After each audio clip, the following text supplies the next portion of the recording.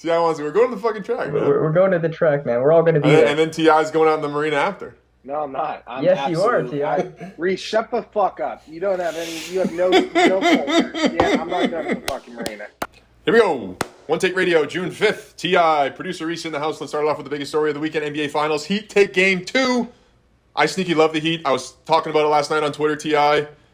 As a guy who just had his heart ripped out with the Celtics, I kind of hate to admit that I'm rooting for the Heat, but what's your take on game 2 out there? The Heat gritting balls 1-1 going into game 3. I didn't think they would get a game in Denver. This team is also – they are good. I think I agree with you completely. I mean, you don't make the finals if you're bad, right? I mean, be like, again, a pretty good Boston team. But the way they win, like, didn't they give up like a 40-16 run or some bullshit in that game yesterday and still fucking won? Like, I just don't – at some point, I feel like that – is that not correct? Like, can someone check that right now? I don't actually know that.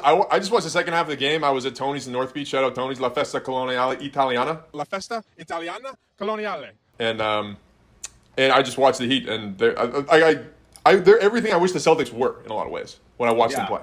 They're just like this tough, gritty team that actually likes playing with each other, and they're not all like superstar driven. They have a superstar, but he's like an old school superstar. Like Jimmy Butler's like burying 18-footers that are like clutch.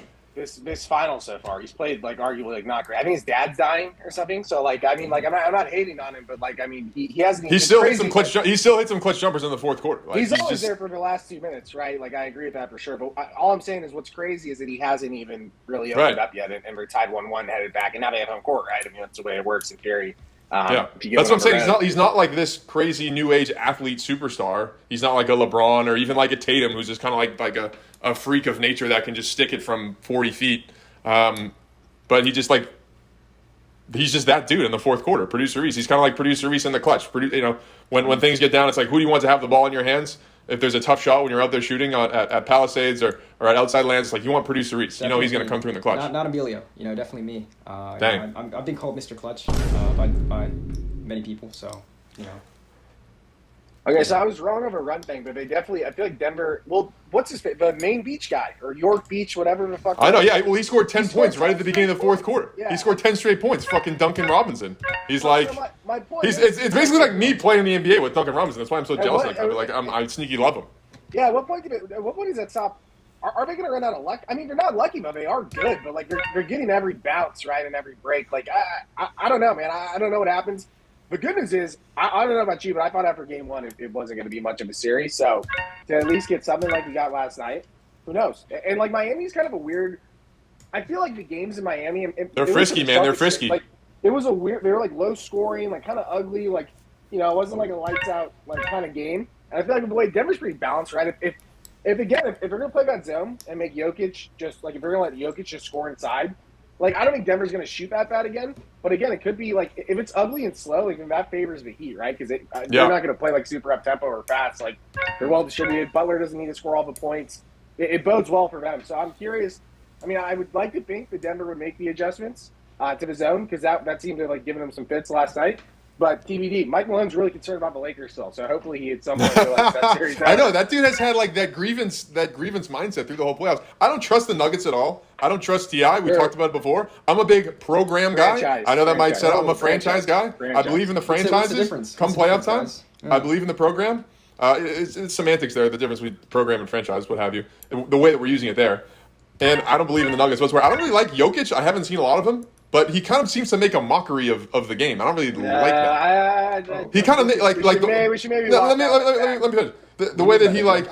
I know that he's sick, and he's obviously like he should have been a 3-time MVP by now, which is pretty wild. But it's like, I don't know. You just hear stories about him kind of like joking around at practice. You hear him like talking to reporters about. They're like, oh, like what can you learn from playing the Lakers 2 years ago in the bubble when they went in the title run? And he's like, he just kind of shoos their questions away when he's like, oh, I don't even remember that. Like, you guys learned about going up against the Lakers when you guys were in the bubble and facing them in the conference finals? To be honest, nothing. I don't remember it. He just kind of like jokes around a little bit. I don't know. It doesn't seem like he's just not like the guy that I want on my team to go to battle with. You know what I mean? He's like one of those guys. He's the guy that'll pull the LeBron when they lose the series and he'll say, "Oh, it's just basketball." Like that's what it seems like to me. He's not American. He's not going to do that shit, right? You've seen his. That's my impression of the guy. Or like Eastern Europe. Where's he from? He's from Serbia. Eastern Europe. Serbia, dude. Oh. No, those are tough people. He's not going to. I'm not saying he's not a tough person. I'm sure he'd come in if he walked in the door and I'd probably whoop my ass. I mean, I'd probably just go low on him and that's my only Mentally, shot. he's tough, and he's much tougher than anyone on this radio show. I don't know. I don't know. Why you don't like it. I don't think he makes a mockery. I don't think he makes a mockery of the game, though. I think he's pretty. Dude, he's an electric big man. We haven't had a big man like him. But like the style of passes, like they're good for like the regular season when you're playing the. I mean, they're in the finals, so maybe I'm refuting myself here. But they're good in the regular season when you're playing like the Portland Trailblazers and you can like throw these crazy passes all around and like rack up the stat sheet then. But I don't know. And then there's like rumors that he's like bored, quote unquote, in the Nuggets front office thinks he's going to retire. I don't know. I just. I don't know. I mean, like he's not a guy that I want on my team. Yeah, I know you want a guy who takes recreates the Kobe Bryant photo after he wins the fucking conference final. Maybe I don't know, Reese. If we can clip in a picture of Tatum in his locker. Did he recreate? Did he actually recreate? What photo was he? And you said he's still learning, so I don't know. I didn't. Yeah, so I didn't know. I didn't get the reference that he was recreating a photo. If he's recreating a photo, that's pretty cringe. He's recreating. So I gotta show like the original. All right, fine. All right, after he won a championship. All right, you can clip this one in. I don't exactly know what that championship that photo is, Ti. So if you want to like message it to the group, okay, yeah, I will. So I'll clip in the original, and then clip in the original, and then the Jason Tatum one. Okay. Yeah, it is a little bit. It is a little bit weird. It is a little bit weird. Yeah, it's a little bit weird. I can't defend that. I still think the Celtics. Speaking of Celtics decisions, they're bringing back Missoula. I think they want to bring back Jaylen Brown. That's what at least Brad Stevens says. I think they should. There's no other chance. There's no other. I'm just all right. Ti's messing with the agenda here. That's all right. But I've seen this photo. Okay. He didn't recreate that photo. What are you talking about? Okay. All right. That's all right. Next topic, please. What's the next topic? The photo that you shared was just like. He's in his locker, not his shower, with the hat on, looking down with the trophy on the floor, bro. That was the whole time when he's doing the thing where he's wearing his warm-ups and all that fucking shit that he did last year, and he's texting Kobe and posting his screenshots. I know he was wearing like the 8 jersey, what have you. So, all right. So you want a franchise player wearing your most hated rival of all time and like trying to essentially recreate Not of all time. Kobe was only a rival with the Celtics for like 3 years. He was a rival with the Celtics for like 3 years. Celtics rival, the most hated rival of all time. Kobe Bryant, no. Is the Los Angeles Lakers. I agree, but Kobe Bryant, no. The Celtics weren't good when the early Kobe era Lakers were good. When did Kobe play his entire career? Where?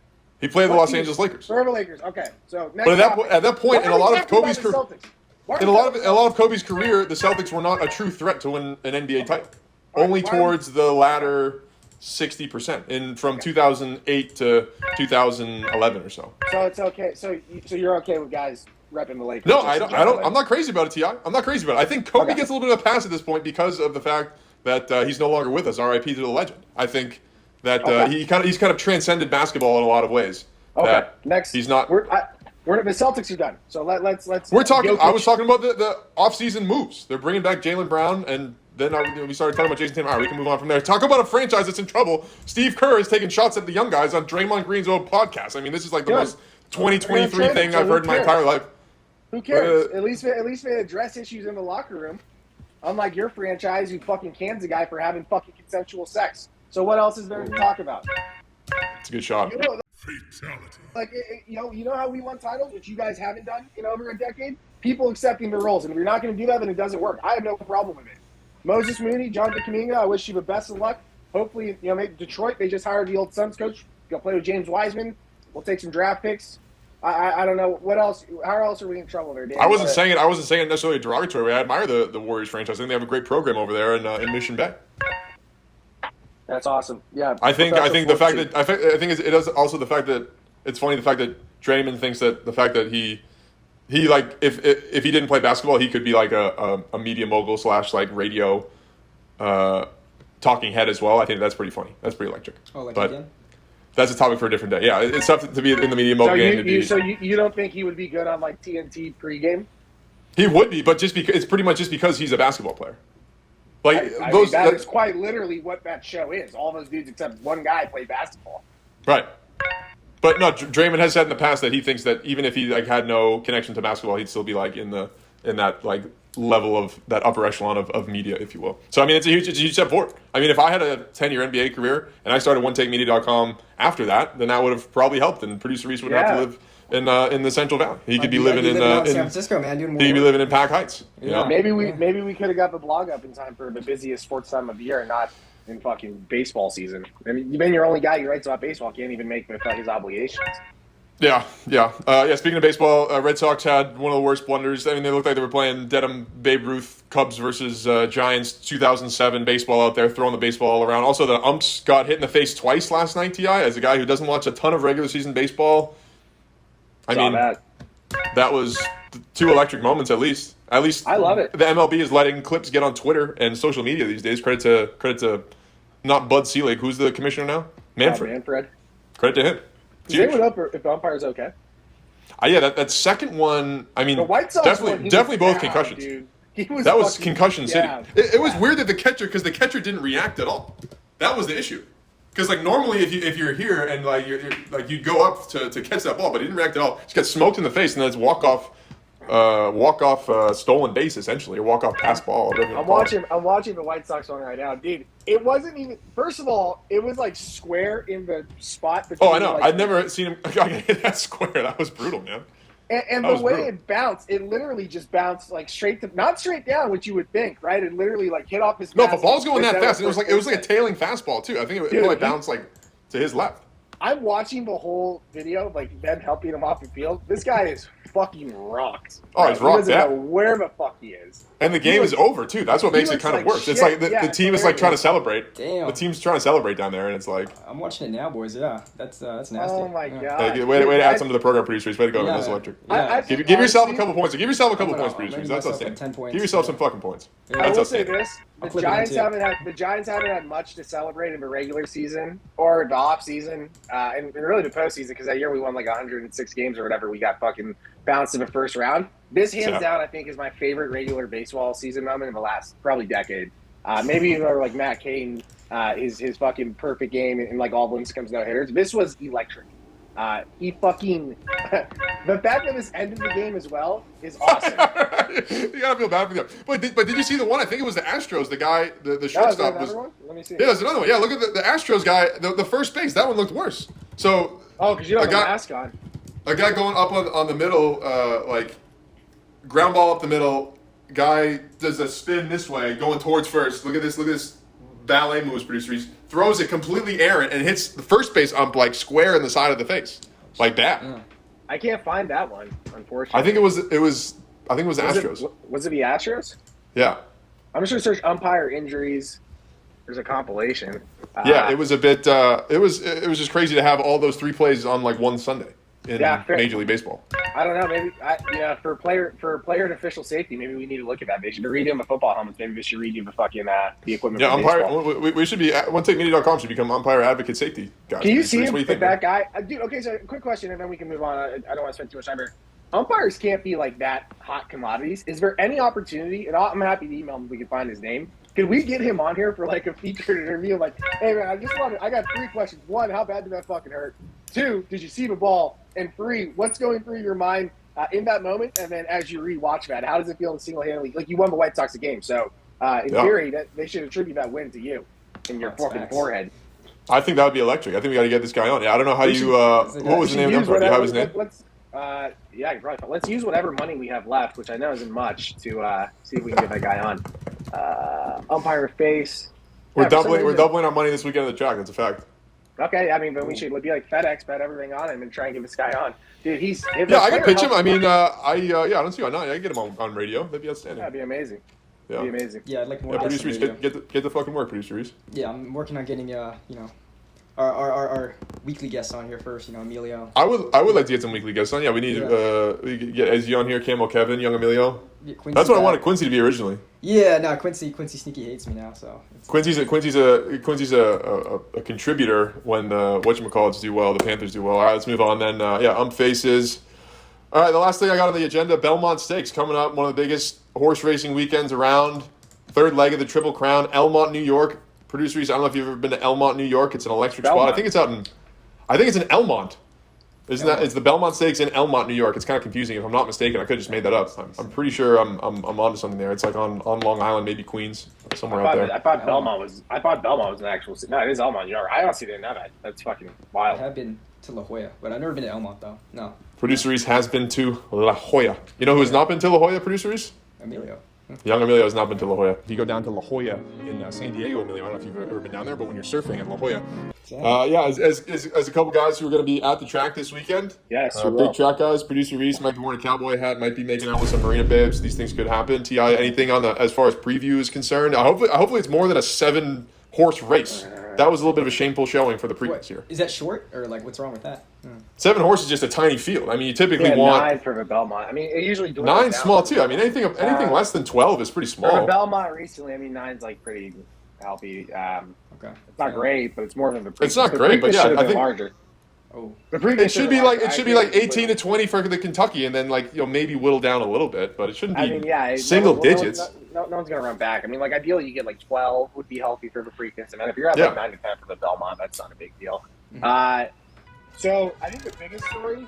So National Treasure is gonna run again, which is the Baffert horse who won the Preakness 2 weeks ago. Yeah. Similar to the Preakness, he is going to be the speed. It looks like. I don't know if anyone's going to challenge him. John Velasquez is riding National Treasure again. Boom. I don't know how true this is, but like what I've heard is a lot of the jocks don't like to challenge him because they have so much respect for him. If they let him get an easy lead, that's going to be a problem. I think even on like the Belmont horse, he doesn't have much pace to crawl as fractions did it last time. The horse isn't bad. He's probably going to be tough to beat. The one horse, I guess there'd be 2 other stories. Now, the one other real story is like Forte. There's a video on Twitter of Forte, who was the horse who was going to be the favorite of the Kentucky Derby, who scratched. Because Mike Rapoli owns him. You know, the vitamin water guy. Yeah. Yeah, the New York guy. Yeah, that was the big story at the beginning of the Kentucky Derby, right? Yeah. So he got scratched the morning of. So there was a video of him galloping, and he looked like shit. I mean, like, dude, like, horse racing Twitter, I don't know how involved either of you are. It's pretty toxic. There's a lot of, like, owners and, like, trainers who, like, argue with bettors on there, like his bettors are saying the game is crooked. There's like legit some weird. You get like always randomly like these beefs start. Mainly with this group of guys who are pretty electric. It's having Swift hitter, but allegedly he left Twitter. Anyway, not to play too much into that, but Forte looked like shit. He was like galloping, and the horse looked like he was stumbling, kind of, which was weird. Like just didn't look very good. Like not what you want to see from a horse who's likely going to be a short favorite galloping. You know, the week of the Belmont. Take some notes, producer Reese. Your whole paycheck is contingent on this weekend. So that's going to be something to watch. He's going to be the favorite because he's a Fletcher horse. He's a Rapoli horse. Like he's going to draw a lot of money if he does run. Not scratched. It's healthy. And like that video was just a weird video. I've never ridden a horse, so I don't know what a horse is going to look like. But I can tell you this: like the fact that it looked like he was stumbling, not great. I don't think he's going to be worth the price. I personally kind of like Angel of Empire, which is a Brad Cox trained horse like with Flavie and Pradiport. Again, he can run. He doesn't necessarily need to come from way off. And he did have I read him in the Arkansas Derby, which is the day of the Final Four. And you can go back and watch that race. But he should be fresh coming off the Kentucky Derby. He did third in the Derby, skipped the Preakness, and then victorious in the Belmont. Again, like I don't know if National Treasure is going to be able to get the distance, especially if he gets any sort of contention early. And regardless if he gets a little, I just don't see the pace shaping up to let Forte like have this deep close, right? So I don't know, maybe they'll place him like a little bit closer to the lead. Kind of DCB, but I'm not going to take him at a short price. I'm not taking him down to the horse. As right now, I'm going to Empire because I feel like the morning line's not out. You'll probably get fucking 7-2, maybe 4-1 on him. So I'll take a shot there. Is Baffert going to be juicing any horses this time around? That's what I want to know. Yeah, that's a great question, producer Reese. The answer is obviously yes. So read a fucking book, producer Reese. All right. Yeah, maybe. I mean, he came back, so we'll see. But yeah, it'll be fun. We are going to the track on Saturday. I'm actually, this may be the first time in a long time we've been a team about something that I'm actually looking forward to doing with you all. So hey, how about Ti, man? Hey, I'll give him a round of applause. He's excited, man. Ti's looking forward to it. So it'll be nice to go. We'll have allowance and like fucking $20,000 maiden claimers, and then we'll just jump right into Grade 1 stakes, watching all the fucking old TVs at Golden Gate. You can smoke there. You can fucking do, and you smoke weed there. You can smoke cigarettes, cigars. It doesn't like literally there are no rules there. Golden Gate Fields, man. It's like international waters, man. I'm pretty hyped for it. Last thing I'll say is there are rumors that producer Reese is going to speak to some of the jockeys about potentially becoming a jockey himself. I think he has a great. I don't know. Producer Reese would actually be a fucking sick jockey. How much do you weigh? 115 right now. Yeah. Oh, dude. Dude, you would actually be like a perfect jockey. You would actually. You're like size. Dude, we have to get a horse and get producer Reese to be the jockey. Let me do it. That'd be fucking awesome. Let me talk to the jockeys. Like, hook it up there. I just thought of that right now. That's fucking brilliant, dude. If we had a OneTakeMedia.com horse and then producer Reese was the jockey on that horse. I'll fucking do it. I'll represent the team for you guys. Oh, dude, does he have health insurance?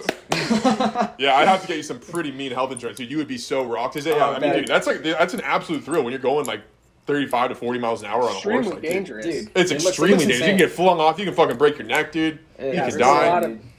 A lot of bad things that could happen to you, Reese. Yeah, I love it, man. Hey, great show. That gets me fired up. All right, you got one thing? All right, then we can do post. Oh, no, I mean, we can. I was just saying, I saw a man once piss him. He couldn't make it to the urinal. I was there on a Sunday. I was there on a Sunday. Last, just quick story for Golden Gate Fields. I was there on like a Sunday, or maybe it was like Memorial Day weekend last year on a Friday. I think we have that off when I was working at a company not to be named. And I went to the track, and I was like taking a piss. I come out, I got my racing for him. This guy was like walking hella slow. He's like, oh, fuck. And he just pulled his pants down and started pissing in the trash can. So I just want to make it very clear.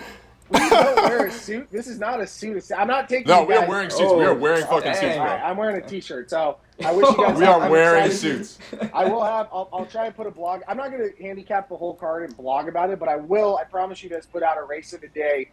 Once I get the form should come out tomorrow. I'll find one race I really like, and I'll do a write-up on it. The 5 people who watch this can have it. And bang. Also, are we doing a contest? Or we should do like something that'd be kind of fun for the content. Like a track contest? Yeah, I love it, boys. I love it. I love it, man. Yeah, I think we're gonna do some sort of contest where it's like, everyone starts with a certain piggy bank, if you will, and then whoever does the best wins the contest. Me, producer Reese, and Ti. Be electric. I don't hate it. So so producer Reese has to bet. I'm trying to get Emilio to film. He should be able to film. And then I gotta figure out. I got to email on credentials, and if you show up in a suit, you can pretty much do. You can get away with a lot. You can just kind of walk into places. I've never seen security there. They do exist at the door, and like probably by the windows because they do serve money. But like I've never seen like actual you can piss anywhere. You can. There's not a lot of rules, so you should be fine. But that's electric. Yeah, we'll figure it out. Producer Reese, thoughts on the Palisades video? I thought it was a good video. I need to go and sell it. That was how would you rate your performance? My performance. What do you think of it, Ti? One of my best. Which one? The pawn skin video. I have not watched that one yet. Okay, I thought it was pretty good. Yeah, I thought it was like a thrash. We're post show, right? Is this post show? This is post show. It's post show. Yeah, clapped. Yeah. No, I thought it was sick though. You know, the especially the first video. I think the first video was my favorite out of the two. So definitely. I think the second one was just mostly interviews and kind of getting the feel. It was just like the chaos. That's the chaos we want, though. You know, it's like good. So absolutely. Yeah, we got crushed about B Ryder. Had to reject a call from one of producer Reese's marina girlfriends there. Sad. That's electric. Yeah, we got the other thing, Bill Walton documentary. Ti is a big Bill Walton guy. What are your thoughts about the documentary coming out on Tuesday? I saw it last night. So it's on ESPN. Yeah, it's ESPN 30 for 30. I think isn't it called like The Luckiest Man Alive or something? I think it's gonna be like very positive. Is it? Oh, this is gonna be awesome. I'm really. What time? I gotta look this up. I'm gonna fucking make popcorn. I have a fucking popcorn bucket here. Let's see. June 6th. We need a live stream on Ti. Just a live stream of Ti watching the fucking. You just have the biggest smile on his face for fucking 95 minutes or however long. Like him when fucking Ti will just be fucking smiling and clapping. Have you seen when he's eating a cupcake with a candle on it? Yeah, we put that on one of the episodes. Yeah, it's called The Luckiest Guy in the World. This is gonna be electric documentary. Yeah, this is gonna be great. Oh, dude, like he's just like fucking in his tie dye, just fucking. Yeah, tomorrow night, June 6th. June 6th and 13th, the second part next week. So I think it's Eastern. I may work from home tomorrow just so I can fucking catch it live. It's appointment television. That's awesome, man. I might have to watch myself. I haven't watched the 30 for 30. I haven't watched the 30 for 30 in like a decade since they came out. But last one I watched was the Vlade Divac one. Yeah, that was like. Was there a Vlade Divac one? Yeah. Like Once Brothers. I think it's called Once Brothers. Yeah. Oh, yeah. Good ad there, producers. Yeah, it's probably about like the Eastern European Civil War or some shit. Those Eastern European fucking guys. Yeah, I didn't mean to hate on our boy Jokic earlier. I just like his style. Like for me, it's too free flowy for me. If he wins a title, I don't think he's gonna win a title. If he wins a title and he retires, it would be fucking hilarious. I would actually he'd be a legend, dude. Because when he goes there, he gets like fat and shit. And him and his brother, they that's what I'm saying. And like, I mean, dude, it's kind of cool to be honest. Like. I don't know. I think it's kind of cool. But he goes back for the summer and gets. He's not like in good shape. Like I just he's in better shape than he was. Did you ever see like when he first came into the NBA? Yeah, he's pretty fat. Pretty fat, man. It's just it's kind of a crazy one. Yeah, and then last thing, OneTake Weekly. Yeah, the blog is dying quickly. So CPR. it needs CPR. It's dead before it even launched. So I got to be better. B Rider. Yeah, a little bit of a sad performance from B Rider. Even though he's supposed to come out to San Francisco next month. How's that looking? Producer Reese. Yeah, I'll get his ass out here. Yeah, I'm gonna email him today. So. Wait, in July? That's going to be in July, right? Yeah, end of July. Yeah. Oh, A lot of July? socializing. Socializing coming up for Producer Reese. Producer Reese's close personal friend Stober's coming up. It's his Filipino friend Stober. My 1/8 Filipino friend. Yeah. One of the members of the OneTake Mafia, loyal members. So It's electric. yeah. All right. What an electric episode. Outstanding. That's all I got. Sweet.